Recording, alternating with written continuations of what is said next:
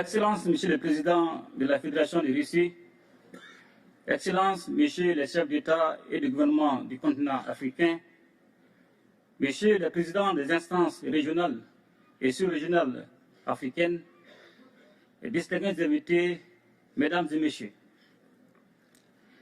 Et je voudrais tout d'abord saluer et remercier Son Excellence M. Vladimir Poutine, Président de la Fédération de Russie, et l'ensemble du gouvernement de la Fédération de Russie et au comité d'organisation pour l'invitation qui m'a été adressée et pour l'accueil combien chaleureux qui a été réservé à ma délégation à l'occasion de ce deuxième grand rendez-vous Russie-Afrique à Saint-Pétersbourg, ville-pont chargée d'histoire.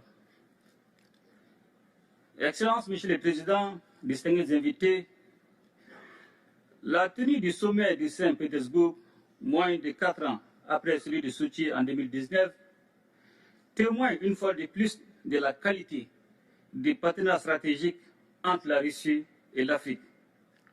Un partenariat fondé sur une amitié de longue date, la sincérité, le respect mutuel, toutes choses qui impriment un caractère spécial à nos relations.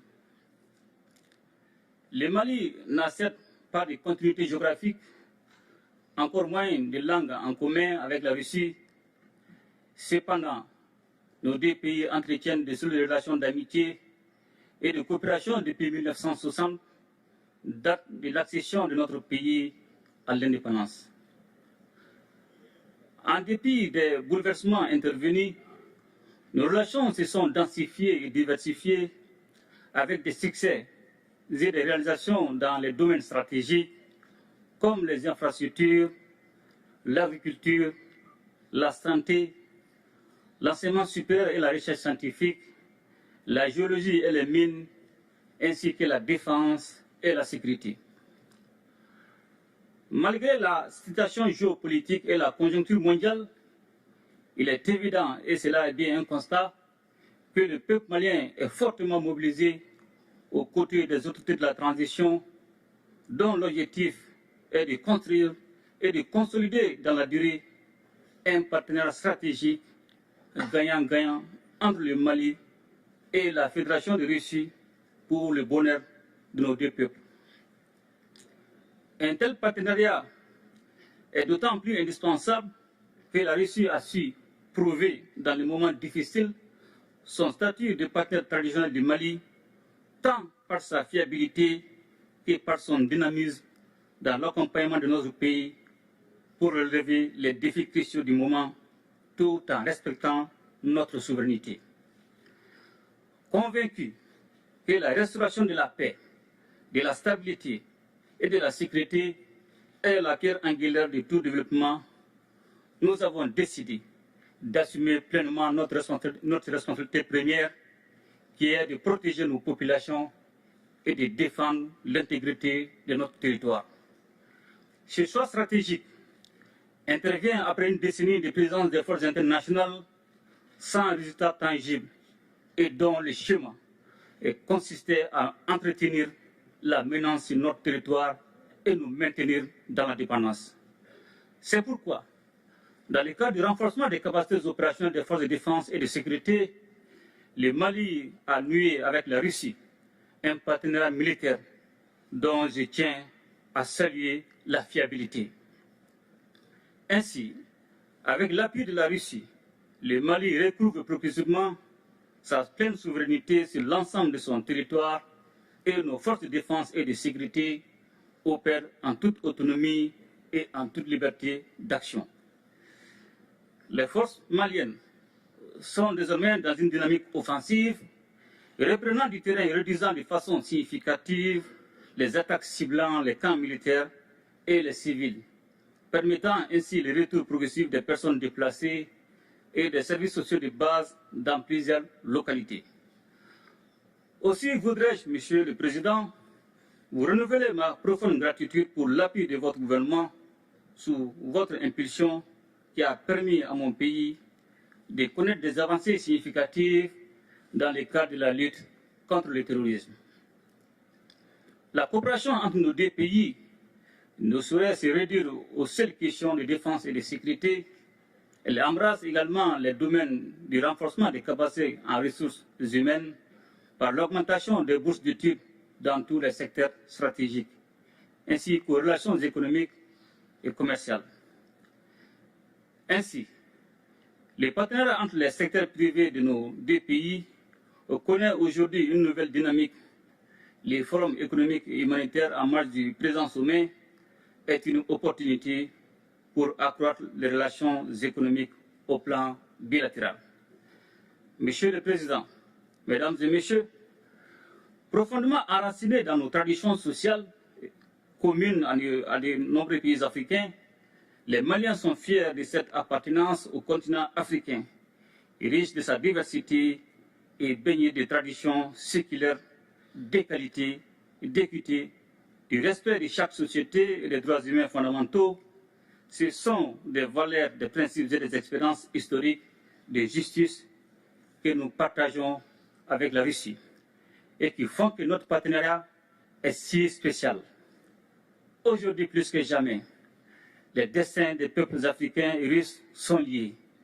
Cette interdépendance exige une réponse collective et appropriée aux défis auxquels nous devons ensemble faire face. Sans cette cohésion, l'affirmation de la souveraineté pleine et entière de nos États, la lutte contre le terrorisme et la pauvreté, de même que la promotion des droits et des libertés, ne peuvent être conduites efficacement. Comme vous le savez, la région du Sahel en général et le Mali en particulier est depuis quelques années en proie à une crise multidimensionnelle résultante de l'intervention de l'OTAN en Libye. Et cela a rendu plus vulnérables les populations déjà confrontées aux effets combinés des facteurs sécuritaires, sociopolitiques, économiques, climatiques, environnementaux et récemment sanitaires liés à la pandémie de la COVID-19. Je voudrais également saisir cette occasion pour remercier tous nos amis et partenaires qui continuent d'exprimer leur solidarité et leur soutien au pays du Sahel en vue de renforcer la résilience de nos populations face à l'insécurité alimentaire et nutritionnelle cyclique. Aussi voudrais-je, Monsieur le Président, encourager la reprise des discussions relatives à la conclusion d'un accord international juste et équitable permettant l'exportation des céréales à destination du continent africain. S'agissant du différend qui oppose la Russie à l'Ukraine, le Mali invite les médiations internationales à plus d'ouverture et de pragmatisme en vue de poursuivre et renforcer les efforts pour un règlement pacifique de la crise. Monsieur le Président, Mesdames et Messieurs, membres des Nations Unies, le Mali reste attaché à la coopération internationale, au multilatéralisme et à un ordre international fondé sur des règles justes et équitables. Il est donc primordial que tous les membres des Nations Unies respectent les valeurs et principes fondamentaux du droit international et agissent de manière à protéger et faire respecter la Charte des Nations Unies. C'est la raison pour laquelle le Mali soutient l'initiative de la Russie, appelant à un nouveau consensus pour défendre les buts et principes de la Charte. La multiplication des crises et des conflits en dépit de l'implication de la communauté internationale plaide en faveur d'une nouvelle architecture de la sécurité internationale qui passera forcément par une réforme du Conseil de sécurité de l'ONU. Notre organisation commune doit s'adapter au monde multipolaire afin de conserver toute sa crédibilité. L'instrumentalisation et la politisation de la question des droits de l'homme doivent cesser, de même que le système deux poids, deux mesures. La question de l'élargissement du Conseil de sécurité est aujourd'hui un point majeur à l'ordre du jour de la réforme du système des Nations Unies. Elle est nécessaire et justifiée avec la proposition de l'Union africaine qui réclame seulement 2 sièges permanents pour l'Afrique. Le sommet de Saint-Pétersbourg nous donne l'opportunité de tracer ensemble les contours d'un espace commun de prospérité, de stabilité et de sécurité. Il reste entendu que ce cadre rénové sera élaboré sur la base des principes de respect mutuel, des relations d'égal à égal et des intérêts partagés au bénéfice de nos populations. Monsieur le Président, Mesdames et Messieurs, La situation économique mondiale est inquiétante. En effet, selon les prévisions, l'économie mondiale serait au bord de la récession en 2023. Cependant, nous avons des motifs d'espérance et demeurons particulièrement attentifs à une autre alternative qui se caractérise par l'émergence des BRICS. Les pays des BRICS se hissent au premier rang de l'économie mondiale et constituent des réponses fiables pour les continents sans contrepartie hypothéquant le développement de notre continent et l'épanouissement de nos populations. Ainsi, les BRICS constituent un réel espoir de soustraire nos pays d'un ordre international fondé sur la domination et la marginalisation. C'est pourquoi le Mali soutient des initiatives telles que créer une banque de développement pour le financement des infrastructures ou encore offrir de nouveaux mécanismes et moyens de paiement internationaux. Excellences, Monsieur le Président, Mesdames et Messieurs, dans un monde marqué par de nombreux défis complexes, la tenue de ce sommet a été accueillie avec enthousiasme en Afrique. Et je suis persuadé que les conclusions courageuses et innovantes à la hauteur des enjeux du moment permettront d'aboutir à un partenariat rénové et revitalisé entre les continents et la Russie, exempt de désinformation.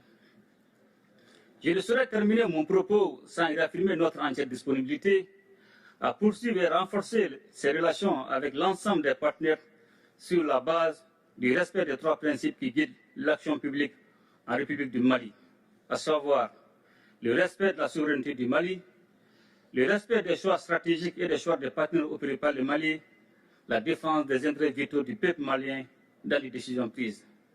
De même, fidèle à son engagement panafricain, mon pays continuera à œuvrer au sein des organisations sous-régionales et régionales pour la réalisation de l'intégration africaine. Vive la coopération russo-africaine, vive l'amitié russo-malienne. Je vous remercie.